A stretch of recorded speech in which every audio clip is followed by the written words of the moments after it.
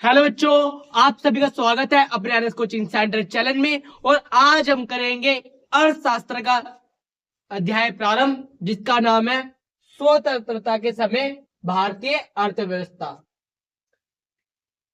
बेटा कक्षा 12वीं का पहला अध्याय है भारतीय अर्थव्यवस्था बुक से, जिसका नाम है स्वतंत्रता के समय भारत की अर्थव्यवस्था। बेटा जो भी इस चैप्टर में क्वेश्चन डाले गए हैं वो सभी बेटा परीक्षा के दृष्टिकोण से अत्यंत महत्वपूर्ण है, और वो कभी ना कभी क्या है बेटा पेपर में आ रखे हैं, या तो प्री बोर्ड में आ रखी है या बेटा बोर्ड एग्जाम में आ रखे हैं। चलिए बेटा बिना किसी देरी के कक्षा को करते हैं प्रारंभ। बेटा शिशु मृत्यु दर किसे कहते हैं? इन्फेंट मॉर्टेलिटी रेट किसे कहते हैं? बेटा 1000 बच्चों पर एक साल के अंदर जो जन्मे बच्चे हैं मर जाते हैं, उनकी शिशु मृत्यु दर कहा जाता है। मतलब बेटा 1000 बच्चे पैदा हुए और वो बच्चे जो एक साल तक जीवित नहीं रह सके, उससे पहले ही मर गए, उसे हम क्या कहते हैं बेटा? शिशु मृत्यु दर कहते हैं। क्या कहते हैं? शिशु मृत्यु दर कहते हैं। शिशु मृत्यु दर से अभिप्राय है कि एक वर्ष में कम से कम उम्र जीवित पैदा हुए 1000 बच्चों में मृत्यु की संख्या बेटा पहले कितनी थी? 218 थी। कितनी थी? 218 थी स्वतंत्रता के समय। मतलब 1000 बच्चे पैदा हो रहे हैं तो बेटा 218 बच्चे क्या बेटा एक साल से पहले ही मर जाते थे। पर बेटा अब स्वास्थ्य सुविधा का अभाव नहीं है, और जिस कारण क्या है बेटा ये घटती गई है, जो कि बेटा हमारे भारत के लिए क्या है एक अच्छा संकेत है। स्वतंत्रता के समय द्वितीय क्षेत्र में कितने प्रतिशत कार्यशील जनसंख्या संलग्न थे? बेटा आपको पता है बेटा अर्थव्यवस्था के 3 क्षेत्र होते हैं। एक का नाम है प्राथमिक क्षेत्र, एक का नाम है द्वितीय क्षेत्र, एक का नाम है तृतीय क्षेत्र। बेटा इकोनॉमी कितने सेक्टर होते हैं? 3 सेक्टर होते हैं, प्राइमरी, सेकेंडरी और टर्शरी। आपको पता है बेटा जो प्राथमिक क्षेत्र होता है उसमें बेटा किस पे ध्यान दिया जाता है? कृषि पर। जो बेटा प्राइमरी सेक्टर होता है किस पे ध्यान देता है? एग्रीकल्चर पे। और जो सेकेंडरी होता है उस पर किस ध्यान दिया जाता है? इंडस्ट्री पे, मैन्युफैक्चरिंग। और जो बेटा आपका थर्ड सेक्टर है टर्शरी, उसमें बेटा किस पे ध्यान देता है? सर्विस सेक्टर पे। जो बेटा द्वितीय क्षेत्र है उत्पादन क्षेत्र है बेटा, ये क्या करता है बेटा? कच्चे माल को एक नई वस्तु को बनाने में क्या करता है? मदद करता है। और तृतीय क्षेत्र क्या है बेटा? उपभोक्ता तक वस्तु को पहुंचाने की मदद करता है। ये क्या है बेटा? सेवा क्षेत्र का है। तो बेटा आजादी के समय कितने प्रतिशत हमारी जनसंख्या द्वितीय क्षेत्र में कार्यरत थी? बेटा सिर्फ 10% थी। कितनी थी बेटा? 10% थी। नियति अधिक्य का क्या अर्थ है? बेटा नियति अधिक्य किसे कहते हैं? बेटा जब आपका इंपोर्ट कम हो और एक्सपोर्ट ज्यादा हो। जब बेटा क्या हो? इंपोर्ट कम हो और एक्सपोर्ट ज्यादा हो, उसे कहते हैं नीति अधिक्य कहते हैं। किसी देश को निर्यात का आयात से अधिक होना, मतलब निर्यात ज्यादा हो और आयात कम हो। मतलब आप क्या बेटा माल अपना ज्यादा भेज रहे हो और माल कम मंगा रहे हो दूसरे देशों से, तो इसे क्या कहते हैं? नियति अधिक्य कहते हैं। क्या कहते हैं बेटा? नियति अधिक्य। औपनिवेशिक शासन में भारत में राष्ट्रीय आय का अनुमान किन विद्वानों ने लगाया था? जब बेटा औपनिवेशिक का मतलब क्या है? जब बेटा हम गुलाम थे बेटा, हमारी राष्ट्रीय आय गणना करने का सर्वप्रथम प्रयास किसने किया था? औपनिवेशिक शासन में निम्नलिखित विद्वानों ने राष्ट्रीय आय का अनुमान लगाया था। Dadabhai Naoroji, William Digby, Findlay Shirras, V K R V Rao, R C Desai.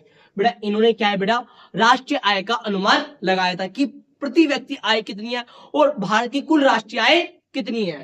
राष्ट्रीय आय तथा प्रति व्यक्ति आय का पहला अनुमान दादा भाई नरोजी ने 1876 में लगाया था। दादा भाई नरोजी ने राष्ट्रीय आय का अनुमान 340 करोड़ तथा प्रति व्यक्ति आय का अनुमान 20 रुपए लगाया था। मतलब बेटा अगर कोई व्यक्ति उस समय बेटा कितने रुपए कमाता था? 20 रुपए कमाता था। प्रति व्यक्ति आय कितनी थी हमारी? 20 रुपए। और राष्ट्रीय आय कितनी बेटा? 340 करोड़। और पहला बेटा वैज्ञानिक अनुमान 1931 में we K R V Rao ने लगाया था। किसने लगाया था बेटा 1931 में? We K R V Rao ने लगाया था। और बेटा इनका राष्ट्रीय अनुमान के अनुसार बेटा राष्ट्रीय आय कितनी थी? 1684 करोड़। ये प्रति व्यक्ति आय कितनी थी बेटा? 62 रुपए थी। कितनी थी बेटा? 62 रुपए प्रति व्यक्ति आय थी। और राष्ट्रीय आय कितनी थी? 1684 करोड़। बंगाल में अकाल कपड़ा, बेटा बंगाल में फैमिन कब आया था? बेटा इसके ऊपर एक पुस्तक भी लिखी थी अमर्त्य सेन ने, पॉवर्टी एंड फैमिन, बंगाल में अकाल। बंगाल में अकाल 1943 में पढ़ा था, और लेखक अमर्त्य सेन है। पॉवर्टी एंड फैमिन नामक इस पुस्तक में क्या है बेटा, उस अकाल के बारे में बताया, कितने लोग मरे और क्या क्या परिस्थितियों का सामना करना पड़ा था और क्यों कैसे अकाल पड़ा, उस सब चीजों का वर्णन किसमें बेटा, पॉवर्टी एंड फैमिन, जो कि अमर्त्य सेन द्वारा लिखी गई थी। बेटा स्वेज नहर कब खोली गई थी, बेटा स्वेज नहर 1869 में खुली थी। बेटा कब खुली थी बेटा, 1869 में, और जिससे क्या हुआ था बेटा, जो दूरी थी वो क्या हो गई थी बेटा, कम हो गई थी। और स्वेज नहर विवाद कब हुआ था बेटा, 1955 में हुआ था। कब हुआ था बेटा, 1955 में हुआ था। प्लासी का युद्ध कब हुआ, बेटा आपको पता है बेटा, यही वो युद्ध है निर्णायक, जिससे क्या है बेटा, अंग्रेजों को पता लग गया था कि हाँ हम भारतीयों पर शासन कर सकते हैं, और यहीं से क्या है बेटा, इनकी शासन की नींव डली थी। आपको पता है प्लासी का युद्ध बेटा किसके बीच में था, ईस्ट इंडिया कंपनी और बंगाल का नवाब। बेटा जो बंगाल का नवाब था उसका नाम क्या था बेटा, बताओ बताओ, नहीं पता, चलो मैं बताता हूं, कोई बात नहीं। तो बंगाल का नवाब कौन था बेटा, सिराज उद दौला। कौन था बेटा, सिराज उद दौला। कौन था बेटा, सिराज उद दौला। और बेटा ईस्ट इंडिया कंपनी को कौन गाइड कर रहा था उस समय बेटा, रॉबर्ट क्लाइव। और 23 जून 1757 को यह प्लासी का युद्ध एक जगह पे हुआ था, और इसी से इसका नाम क्या पड़ गया था, प्लासी का युद्ध। ठीक है बेटा, और इसमें बेटा कौन जीत गई थी बेटा, ईस्ट इंडिया कंपनी। और जिससे इनको पता चल गया था कि भैया हमने बंगाल पर अपना आधिपत्य कर लिया, तो आने वाले समय में हम क्या है, भारत के ऊपर क्या अपना आधिपत्य कर सकते हैं। यहीं से बेटा क्या है, इनकी शुरुआत हुई थी अधिग्रहण की और आधिपत्य करने की।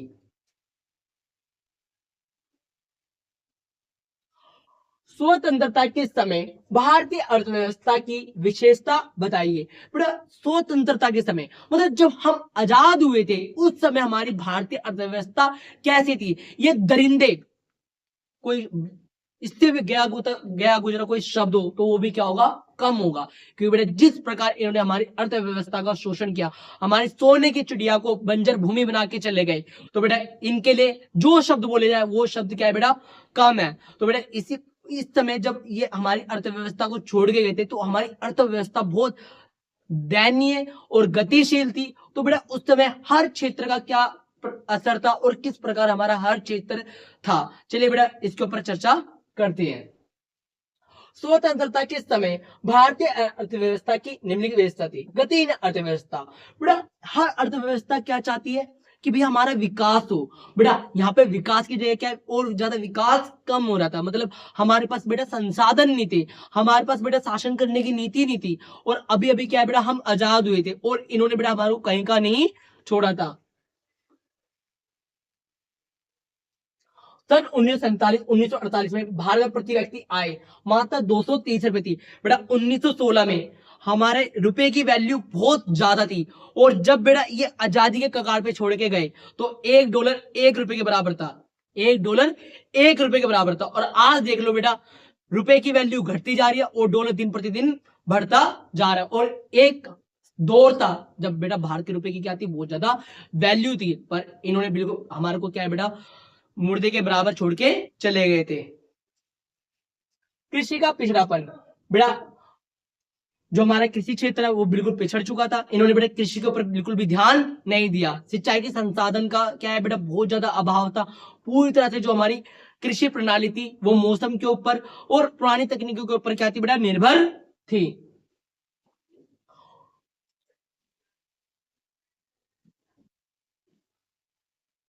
औद्योगिक पिछड़ापन, और बेटा इस समय हमारे पास क्या थे बेटा, हमारी अर्थव्यवस्था में हमारे देश के अंदर उद्योगों के ऊपर ध्यान नहीं दिया गया, और उद्योगिक दृष्टिकोण में क्या थे, हम बहुत ज्यादा पिछड़े हुए थे। हर एक छोटी चीज पे क्या बेटा हमारे को दूसरे देशों पे क्या रहना पड़ता था, निर्भर रहना पड़ता था। बेटा आजादी के समय बेटा हमारे पास हर एक छोटी चीज बनाने के लिए बेटा किस पे निर्भर रहना पड़ता था, अन्य देशों पर, क्योंकि हमारे इधर क्या बेटा मैन्युफैक्चरिंग की इंडस्ट्रिया नहीं थी। मशीनों का उत्पादन दाल में नमक के बराबर था। जानलेवा निधन था।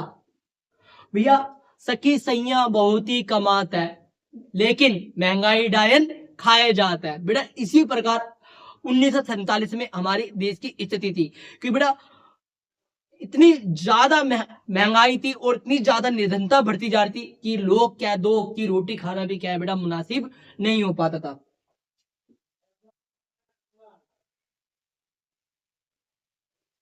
विदेशों पर निर्भरता, बेटा हम पूरी तरह क्या है बेटा हर चीज के लिए ये तो बेटा बर्बाद करके चले गए, तो बेटा हम क्या पूरी तरह से टोटल डिपेंडेंट किस पे हो गए बेटा, अदर कंट्रियों पे हो गए।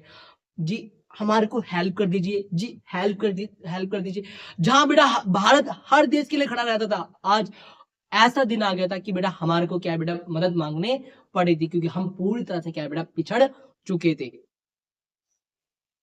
स्वतंत्रता के समय भारतीय कृषि की विशेषता बताइए, बेटा उस समय कृषि की दशा कैसी थी वो आपको बताना है। उत्पादकता निम्न स्तर, बेटा उत्पादन तो बेटा बेटा सबसे ज्यादा क्या हो रहा है बेटा भारत में कृषि हो रही है, किंतु उत्पादन क्या है बेटा बहुत कम हो रहा है। जो एफिशिएंसी है, जो हमारी क्षमता है, क्षमता से भी क्या हो रहा है बेटा बहुत कम उत्पादन हो रहा था बेटा। उसके एक कारण ही अनेकों कारण थे।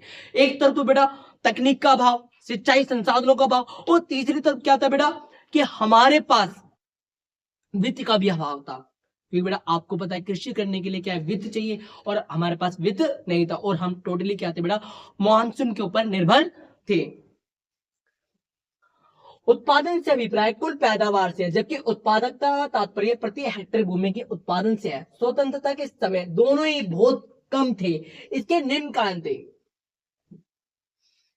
स्वतंत्रता के समय उत्पादन के साधन खराब थे, उर्वरकों का प्रयोग किया जाता था, मशीनें खराब तथा सिंचाई साधनों का अभाव था।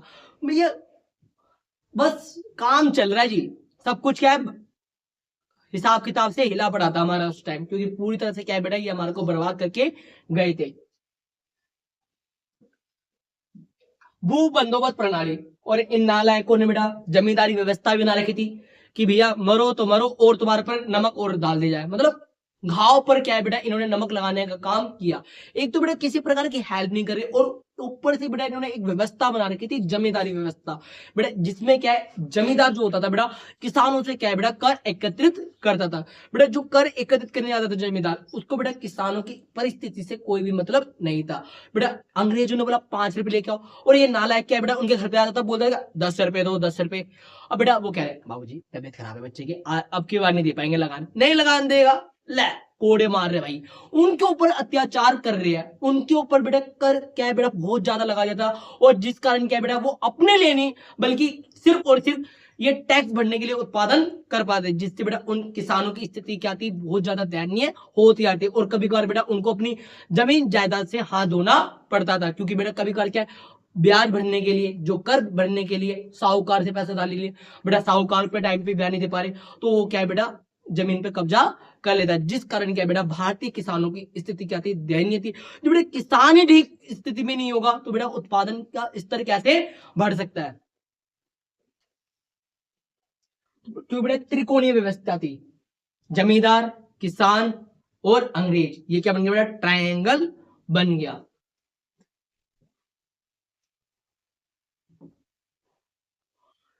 इसमें जमींदारों ने सीमा लांघकर किसानों का शोषण किया, बेटा जमींदारी व्यवस्था में क्या हुआ बेटा किसानों का क्या हुआ सिर्फ शोषण हुआ। कृषि का व्यवसायीकरण, बेटा अंग्रेजों ने क्या बेटा कृषि का व्यवसायीकरण कर दिया, क्या कर दिया कृषि का व्यवसायीकरण। बेटा नालायकों ने बहुत सारे अत्याचार तो किए पर कुछ अच्छा भी करके गए थे भाई, वो अभी हम पढ़ेंगे अंग्रेजों ने हमारे पर भारत पे क्या सकारात्मक प्रभाव पड़े और क्या नकारात्मक प्रभाव पड़े। पर भैया इतना याद रखना कृषि का व्यवसायीकरण, बेटा पहले हमारा काम था उगाएंगे और खाएंगे, पर बेटा इन्होंने ही क्या है बेटा व्यापार करना सिखाया। भैया आप उत्पादन कर रहे हो, इतना उत्पादन कर रहे हो तो मार्केट में बेचो। बेटा कमर्शियल फार्मिंग करना बेटा किसने सिखाया हमारे को, अंग्रेजों ने सिखाया। पर बेटा आजादी के समय बेटा कमर्शियल फार्मिंग संभव नहीं थी इतनी, क्योंकि हमारी स्थिति क्या थी बहुत ज्यादा खराब थी। और बेटा इन्होंने क्या बेटा नगद फसल करवाने के लिए कमर्शियल फार्मिंग तो नहीं सिखाई, पर कमर्शियल फार्मिंग के कारण क्या बेटा इन्होंने हमारे साथ शोषण भी किया, मतलब उस समय के किसानों के ऊपर। बेटा कभी कभार क्या बेटा ये ऐसी फसलों की मांग करती थी जिससे क्या है बेटा भूमि क्या हो जाए बंजर हो जाए, जैसे बेटा ये भूमि बंजर हो गई ना, वैसे ही बेटा भूमि क्या हो जाती थी बंजर हो जाती थी। कैसे भूमि बंजर हो जाती है बेटा, नील की खेती अफीम की खेती करवाने के लिए क्या है बेटा किसानों को मजबूर किया जाता। तो बेटा जो फसल उगाते थे अफीम और नील की, तो वो क्या बेटा पूरी की पूरी उर्वरता को क्या क्या सींच लेती थी, और जिस कारण क्या बेटा कुछ समय बाद वो भूमि बंजर हो जाती थी, और जिस कारण क्या बेटा किसान अपनी जमीन से क्या बेटा हाथ धो बैठते थे। जब बेटा किसान मना करते थे तो उनके ऊपर क्या बेटा जबरदस्ती लगान लगा दिया जाता, या बेटा उनके ऊपर क्या जो राशि उन्होंने उधार लिया उनसे वापस मांगी जाती थी।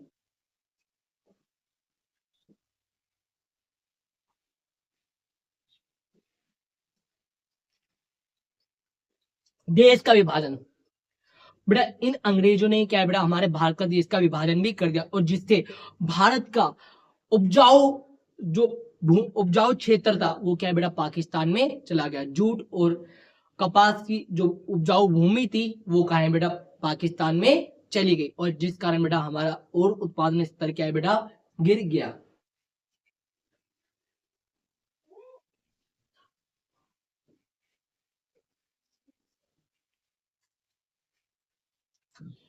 हस्तशिल्प उद्योगों के पतन के कारण बताओ।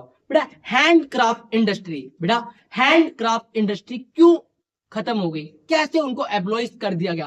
बेटा जो हस्तशिल्प उद्योग थे, बेटा जो हाथों से चीजें बनाई जाती है उसे क्या कहते हैं, हस्तशिल्प उद्योग कहते हैं। तो बेटा हस्तशिल्प उद्योग पतन के कारण बताने हैं आपको। भेदमात्मक करनी थी, बेटा अंग्रेजों ने क्या बेटा ऐसी करनी थी बनाई कि भैया आप का माल कहीं और जाएगा तो टैक्स लगेगा, पर अंग्रेजों का माल आएगा तो टैक्स नहीं लगेगा। तो भैया ये है कि नहीं ठीक, अपना खून खून खून हमारा खून पानी, ये तो भैया ठीक नहीं है। मतलब कहने का तात्पर्य क्या है बेटा, अगर हम अपना कच्चा माल दे रहे हैं तो नो टैक्स, कम लगेगा टैक्स या लगेगा ही नहीं।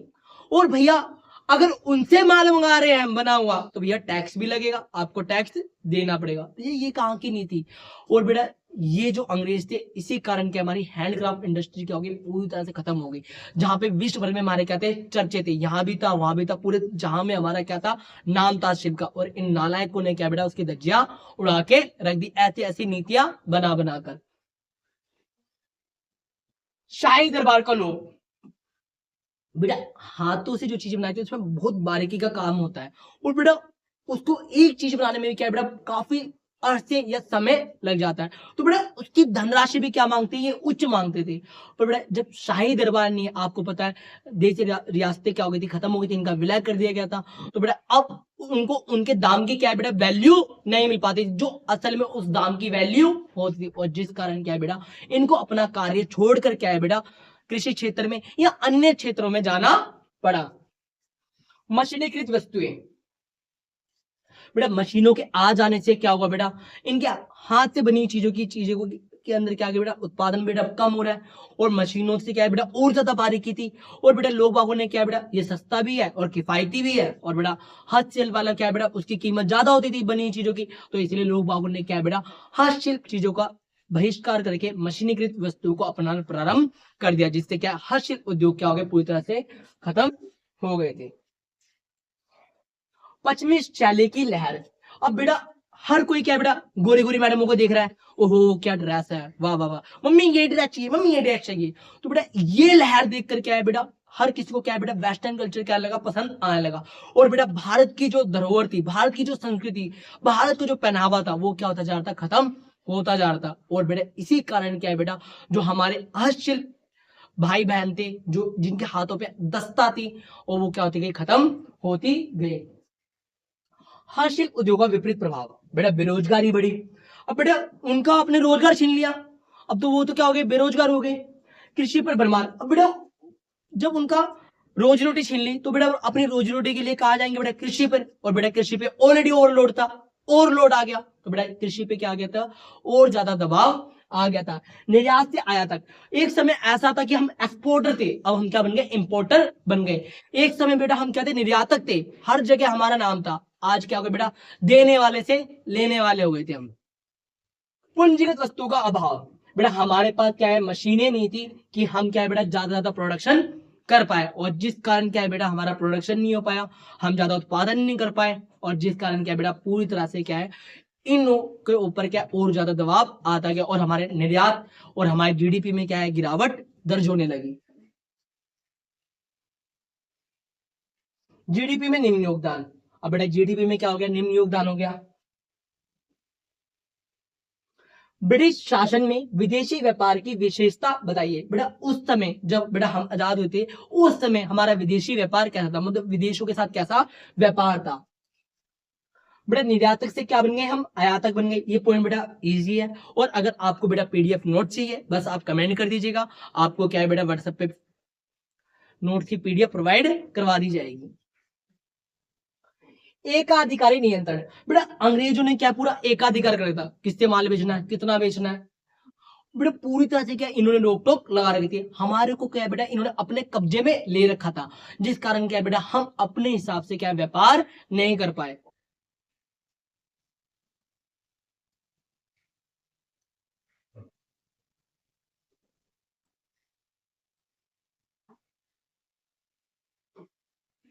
भारतीय संपत्ति का निष्कासन, बेटा इन्होंने क्या करा, जो भी यहां से लाभ हुआ इन्होंने क्या बेटा ब्रिटेन पहुंचाया।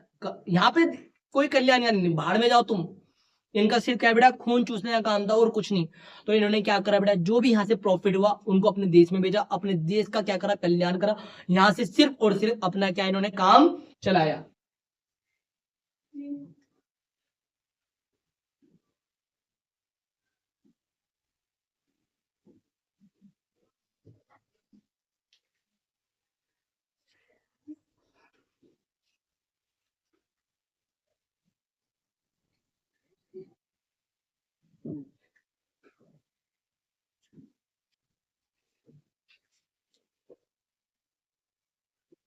ब्रिटिश शासन के दौरान जाने की रूपरेखा का वर्णन कीजिए। ब्रिटिश शासन के दौरान जाने की अवस्था उन सभी विशेषताओं को प्रकट करती थी जो एक गतिहीन तथा पिछड़ी अर्थव्यवस्था में देखी जा सकती थी।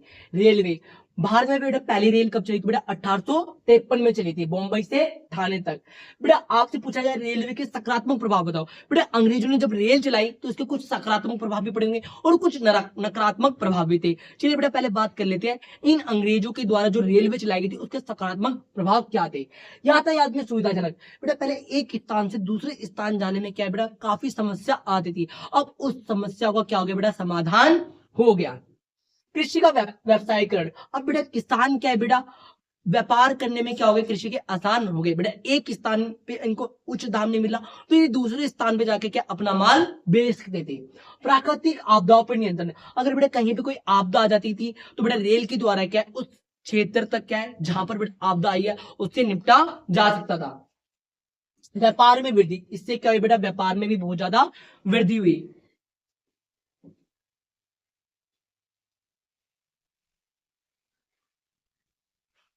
रेलवे के नकारात्मक प्रभाव, बेटा शोषणकारी, बेटा पहले से ज्यादा और दुगुना क्या है बेटा ये भारत से पैसा क्या है अपने देश पहुंचा पाए, मतलब संपत्ति का निष्कासन क्या है और डबल हो गया। पहले तो बेटा डबल इंजन की सरकार थी, अब बेटा और ज्यादा इंजन की सरकार आ गई और जिस कारण क्या है बेटा इनका शोषण होना क्या हो गया, प्रारंभ हो गया। मतलब किनका बेटा, हमारा भारत का, क्योंकि बेटा संपत्ति का निष्कासन क्या हो गया और ज्यादा तेज हो गया। स्थानीय पहुंच, बेटा पहले जहां तक इनकी पहुंच नहीं थी अब वहां पर भी क्या हो गई, इनकी पहुंच हो गई। तो बेटा इन्होंने क्या हर जगह से अपना लाभ कमाना प्रारंभ किया। ब्रिटिश उत्पादक का प्रसार, अब बेटा जहां तक हर चप्पे चप्पे पर हर एक इलाके में क्या है बेटा ब्रिटिश उत्पाद की लहर मच गई। क्या भारत में ब्रिटिश शासन का कोई सकारात्मक प्रभाव भी था? बेटा ब्रिटिश ने हमारे ऊपर राज किया तो सब कुछ का नकारात्मक है बेटा, हर सिक्के के दो पहलू होते हैं।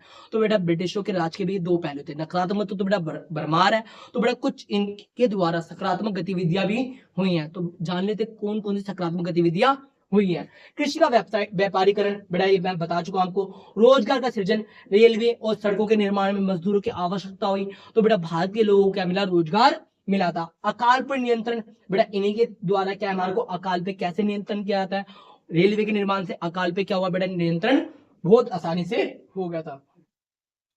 विनिमय की मौद्रिक प्रणाली, बेटा इससे पहले क्या है हम बेटा वस्तु विनिमय प्रणाली करते थे। बेटा हर चीज का लेन देन क्या है, वस्तु के बदले वस्तु का लेन देन करते थे, किंतु इन्हीं के द्वारा क्या है हमने मौद्रिक प्रणाली अपनाई। अब क्या है बेटा वस्तुओं को हम खरीदते किससे खरीदते, बेटा मुद्रा से खरीदते हैं। और बेटा इस कक्षा का अंतिम पॉइंट और इस क्लास के अंदर आपको कोई भी डाउट हो आप कमेंट सेक्शन में पूछ सकते हैं और कोई भी इंपॉर्टेंट क्वेश्चन हो वो आपको नेक्स्ट वीडियो में करवा जाएंगे। कुशल प्रशासनिक प्रणाली। बेटा आज हमारे भारत में जो शासन व्यवस्था है वो पूरी तरह से क्या है बेटा, ब्रिटिशों के ऊपर आधारित है, क्योंकि बेटा 2 सालों तक हम गुलाम रहे, तो बेटा हमने उनके देश से क्या है, जिस प्रकार की शासन प्रणाली चलती थी वही शासन प्रणाली को हमने अपना लिया। और इसी के साथ बेटा यहीं पे क्लास होती है खत्म, और अपने दोस्तों तक कर दीजिए शेयर, ताकि 26 तारीख को कोई भी क्वेश्चन आपका छूटने ना पाए इस चैप्टर से। NS coaching centre.